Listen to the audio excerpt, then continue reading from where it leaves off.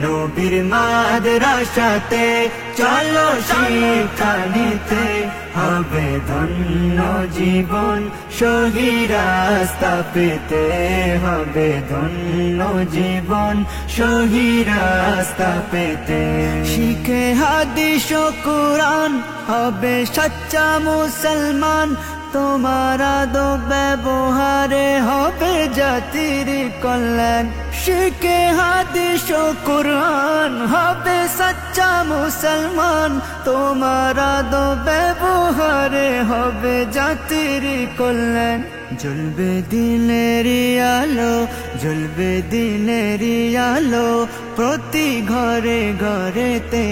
কেটে যাবে আধার সবাই রবে সুখেতে কেটে যাবে আধার সবাই রবে সুখেতে নবীর